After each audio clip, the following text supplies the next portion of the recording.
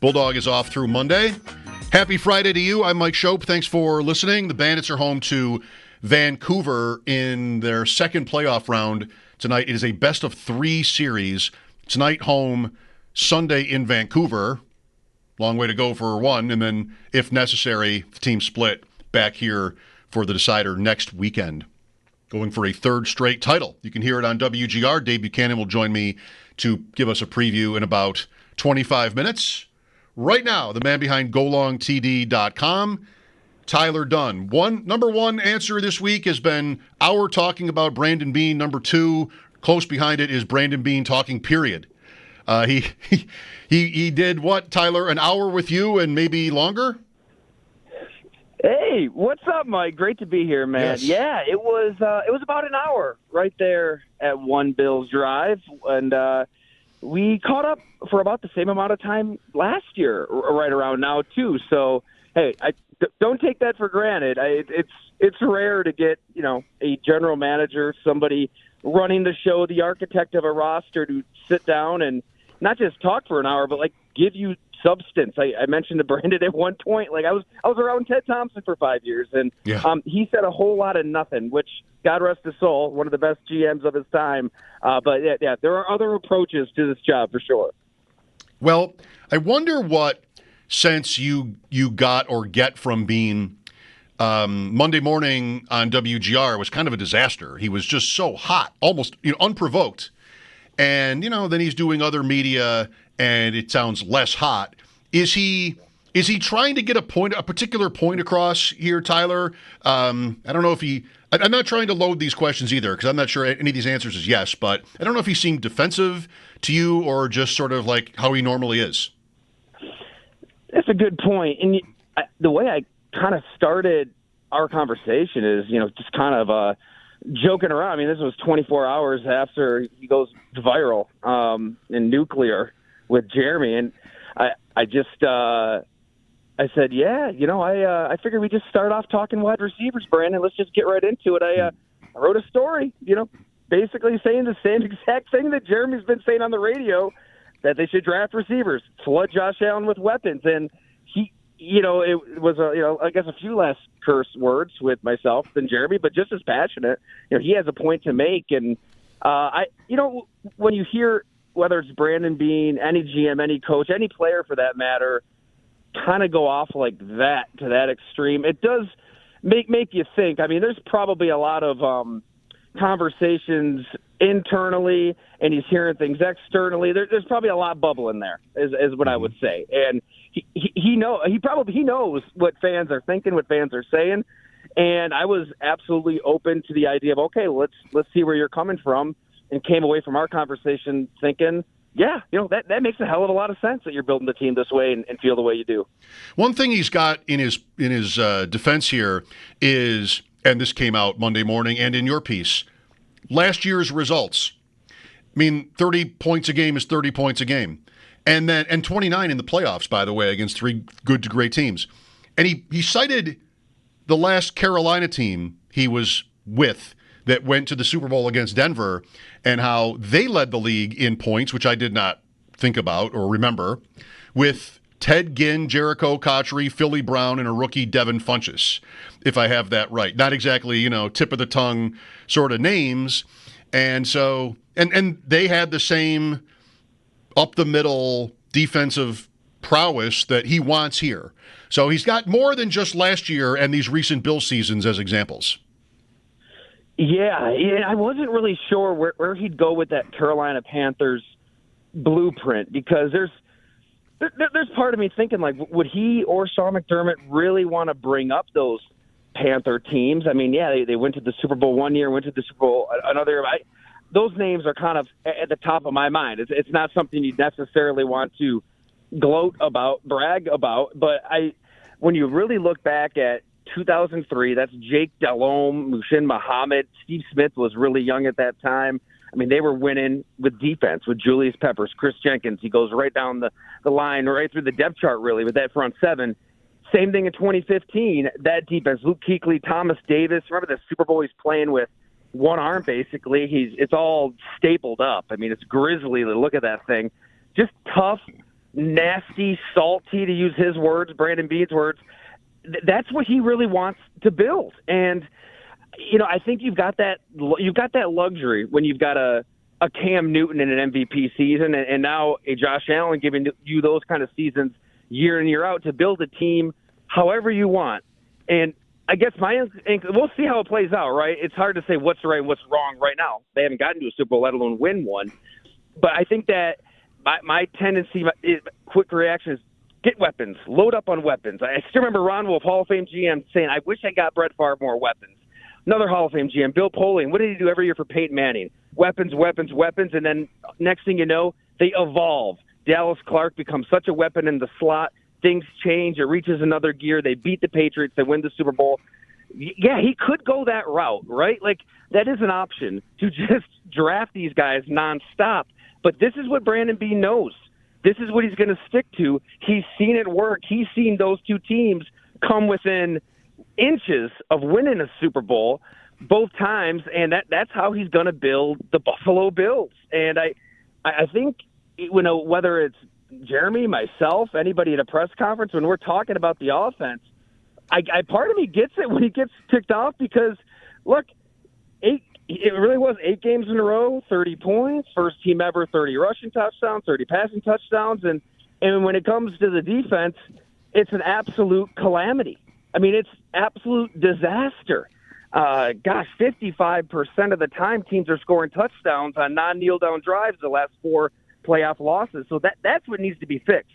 The fact that Patrick Mahomes is kind of waltzing through the farmer's market against Buffalo, and then next thing you know, you see him getting smacked around by Jalen Carter, Josh Sweat, and the Eagles. It's 2 totally different ecosystems. It looks like 2 different sports, those 2 games. So, yeah, I think Brandon Beane knows, McDermott, the team, they deserve, criticism from us. But he thinks, look, it probably should be at our defense. We're not getting after these quarterbacks, and, hell, they went after them this spring. I do appreciate how he told you, last year I get it. This year I don't so much get it. But he's kind of founding that on Josh Palmer. And I think that's pretty hopeful. Now it's Elijah Moore, too, I suppose. See, it's always 2 different things, Tyler. The commitment, but then, the results. Are the players good? You could draft weapons in the first round. Kincaid and Coleman count for something, but they haven't really been hits yet. So effort is one thing. Results is another. Patrick Mahomes in the playoffs, 21 games, 46 times sacked, including 6 by Philadelphia in the recent Super Bowl. 4 of those games against Buffalo, 5 sacks for 20 yards. So you can appreciate, if you don't agree with them, then you don't. But Beane identifying not just Mahomes necessarily, but that lack of production as a weakness is fair. I think so, too. I mean, especially when you see firsthand, it is possible. I mean, Tampa Bay did the same exact thing. I think, what was the stat, Mike? I think it was Next Gen or something, added up the amount of yards that Patrick Mahomes was running around before he either threw the ball or was sacked. I think it was 497 against Tampa Bay. I mean, he looked like he was running for his damn life. And when has he ever looked like that in these playoff games against Buffalo? It just hasn't been the case. So I think you give Brandon Beane credit for effort, right? And to your point, now you have to see results, because the effort is trading up for a TJ Sanders, a guy you talk around the league, he would have been gone if Buffalo stood pat. I do think that if you want this player, you better go get him, because he wouldn't have been sitting there. There were teams that were absolutely going to draft TJ Sanders. And in theory, as Brandon Beane laid out, you can't double Ed Oliver every single play. Maybe he gets freed up now if Sanders has proved himself by then. Joey Bosa, they say they have a plan for him to stay healthy. Maybe you get a Larry Ogunjobi back by at that point. He's giving you something. So there's a path here for it to be different. But this is kind of the beauty of pro football. Brandon Beane knows this. Ultimately, he will be judged by the Keon Colemans, the Dalton Kincaids, the Maxwell Harrisons, these draft picks. And he is making the final call. And he confirmed that in our conversation. He's making these picks. He's the one in charge. We'll be able to judge this GM in a year, in 2 years, in 3 years, as these guys play more and more and more. And then we'll see if this is the right approach to kind of follow that Panthers blueprint. You're saying that makes me just want to ask you, do you have a sense of how it's going, the team of Beane and McDermott? Like Beane stressing to you, if that's not too strong, that it's up to me? Do you feel like there's, if you can even say, if you don't know, then you can skip the question, because I really don't know. I just wonder sometimes, because, it's been a long time. I wonder if, they're still as kind of joined at the hip, so to speak, as ever. I think so, right? Everything publicly is hunky-dory, and why wouldn't it be? They've won 5 division titles in a row. They do try to kind of remind everybody of that big picture and go out of their way to do so. I think what Sean McDermott was doing in an interview at like an MLS game and was asked about, he brought up then, like, look, it's been really good. Let's keep perspective here. But hell, one of my best friends in college, a roommate, hell, we loved each other all the time, hung out all the time, got along, this and that. Eventually you get sick of somebody, and you're at each other's throats. So I think it's human nature. You're around somebody 8 years. I'm sure there are disagreements. That's just a gut feeling more than anything behind the scene on how to build this thing, how to get over the hump. And, will that boil over? I don't know. I'm not sure. I did ask at one point, what did Sean think about these picks? And he said, this was the plan early in the spring. We knew we had to beef up on the D-line. And I don't know why the head coach would be upset with a draft like this. I mean, he has options galore. And, if you fast forward to January, to me, that's the story. It's like the defense is really out of excuses. They've got new coaches, new players, options on the D-line, options at cornerback. It's not going to turn into a game of where's Kyrie or Elam for Patrick Mahomes. You've got different types of corners out there. More than anybody, Sean McDermott should be absolutely elated with this NFL draft for the Bills. And by the way, of course, it's not just sacks. I mean, often the best quarterbacks can avoid sacks for the most part, but Mahomes ran for 2 touchdowns in that game this year. In the 13 seconds game, he went 7 for 69 and a touchdown. And the one this last year, remember him just kind of walking in around the right side for a touchdown in that game? Like, just sort of the defensive line, the holding up overall is where we are. People growing apart. Bulldog not here today. The cover story is he's on a short vacation. That's what we're going with. That play you brought up too, Mike, Gregor Rousseau the next day, in so many words, they weren't prepared for it. They had no clue that Mahomes would keep the ball on that play. You watch it, I think, but they're pulling left and he runs right. So, yeah, I mean, that's an indictment of coaching. Just like on the other side of the ball with Cyrus Torrance breaking down the fateful 4th and 5. So it's, as always, is it the players? Is it the coaches? Who's to blame? We're all trying to figure that out. It's probably all the above, and it's a game of inches, and they somehow got to win those inches against these Chiefs. I mean, coaching is such a huge part of it. I think of that as the difference this year. And they did not have a good season on offense, Kansas City, relative term, but it just worked for them that day. And the 1 or 2 plays late, you're mentioning 2 from this last game, the year before here, it's the same kind of thing. That's part of it. You wonder, Tyler, how long this gets. I mean, it's been an incredible 7 years, 8 for McDermott so far. Allen will be here for a lot longer. But it's one of these classic teams that win and win and win, but hit their heads on the ceiling. You mentioned Polian's Colts, and there are other examples, Andy Reid in Philadelphia, where that happens. And, sometimes a team moves on before it gets there. Only 3 head coaches in NFL history, the Super Bowl era, have lasted this long with one team and won a Super Bowl. I believe it's Hank Stram, Tom Landry, and Bill Cowher. So, it's time, right? It's time to kick that door down. And I don't know if they're close to having those hard conversations. And, I think it's worth noting Sean McDermott evolved for good last year, and we've gotten into it in many ways. The aggressiveness and just really getting players to think about what can go right instead of dreading what can go wrong. It's not something you can just call a fake punt to DeMar Hamlin, wave a magic wand, and, you got it. Like, they found something late that 2023 season, but it took a full year to kind of marinate that, I think, in the subconscious, in the psychology of this team. But 1 through 53 and being around that team, they really genuinely grew to believe. So you give Sean McDermott credit for that. I think last year was a hell of a job coaching for him. But every coach ultimately is judged by January performance. And look, the roster was good enough to beat the Chiefs 4 years in a row in the regular season. So Beane did something right in that department, personnel-wise. And now the coach has all the pieces on defense. It's crazy. You've been covering this team, talking about this team forever, Mike. It still is wild to me. I think everybody, fans, players, media, coaches, just wants to hit that simulate to January button because nothing really matters until then. And then that's when we kind of draw our conclusions. You guys had great segments all week, too, on, appreciating this moment in time. It's good to feel alive, I think, for fans, right? To feel joy and pain rather than just be numb and comatose for 17 years. Yeah, right. Being grateful or being mad that they haven't made it. Stram, Landry, Cower. So length of term before a Super Bowl win. So Stram would have had an AFL win. It's Super Bowl 4. So that almost really disqualifies him, I would say, from that maybe.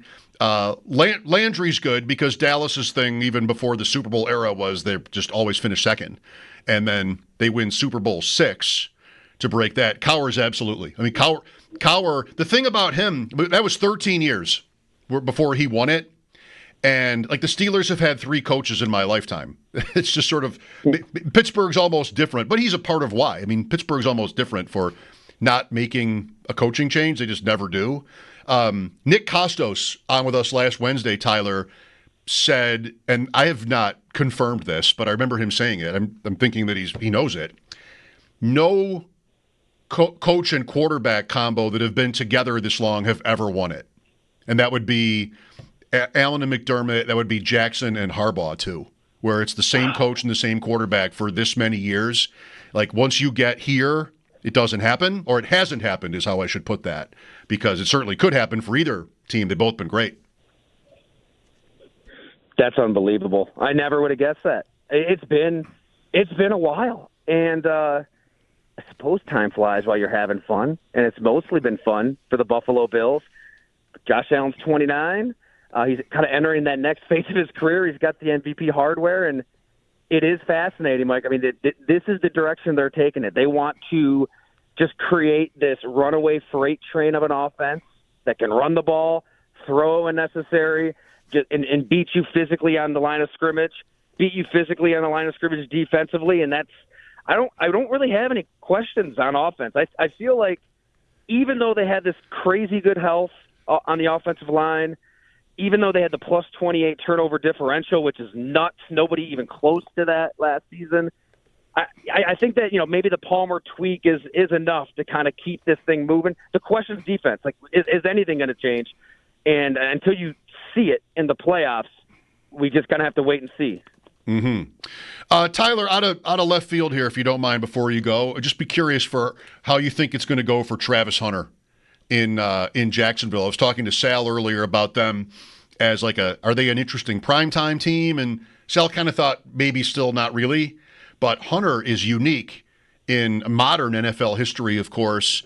Any guesses as to what they do with him? How will he be the best receiver in the NFL and the best corner? Is that even possible? Man, I absolutely love what Jacksonville did. Everything Travis Hunter, what do all the picks in the world do for you if you can't? You think if anybody would learn this, it's the Cleveland Browns. How many times have they done this over? Back to the Julio Jones trade. They're constantly, following the analytics, compiling picks. How many darts can we throw at the board? And they just end up throwing their darts. They're basically blindfolded and turn around the opposite direction. Jacksonville knew they wanted Hunter, so they went and got him. And I think their plan for him is it's going to be wide receiver. And it will be, maybe situational cornerback stuff to where you're not overdoing it. Red zone, 2 minutes, third down, throw them out there in the slot, have them lock somebody down. I think that they do have a plan, and they Gladstone and Liam Cohen, they got into this where they've talked to sports scientists, they talked to trainers, equipment managers, coaches, everybody to kind of figure this thing out because the Pac-12 is not the NFL. I get it. He played all those snaps in college. He's not going to be able to do that in the NFL, but he is a special talent And scouts around the NFL, they really do see just a 0 to 60 tap, tap, tap, and he's gone kind of receiver. So opposite Brian Thomas Jr., with Trevor Lawrence and, a different coaching, I think this thing can work. And it was fascinating. I talked to his high school coach a couple weeks ago, and his life is nuts. I mean, when he was the number one recruit in all high school football, there was a play his senior year where his coach is convinced that the other team basically had a bounty out for him. And I watched the play. It looks like it. Like 5 guys just crunch him, sandwich him, twist him around in a pile. He breaks his leg. He's army crawling toward the sideline. It's just brutal to watch. And he thinks he's done. He thinks football's done. And that his leg is just a compound fracture and all this. It's a hairline fracture. He returns in 5-6 weeks. Picks up where he left off, and look at him now. I think that he's going to pan out big time. Wow, what a story. What's next at golongtd.com? Yeah, so I spent some time down in Florida for the owners' meetings, but with some players as well for some features. There's a player for the Dolphins, spent the whole day together, just unreal upbringing, basically homeless as a child for a good 3-4 years, and remembers it all, remembers the detail, what life was like. It's crazy that he's alive, let alone in the NFL, and it's kind of out to save lives today in different ways as a player. So I think that's going to be really interesting, for everybody out there. And there's a couple deep dives we're working on a couple teams that will take a couple more months to work on. But getting some folks talking, I think it'll be interesting. We're always trying to lift up that curtain on this game. Very good. Thanks for today, Tyler. Thank you, Mike. Appreciate it, man. You're welcome. Tyler Dunne with us, golongtd.com.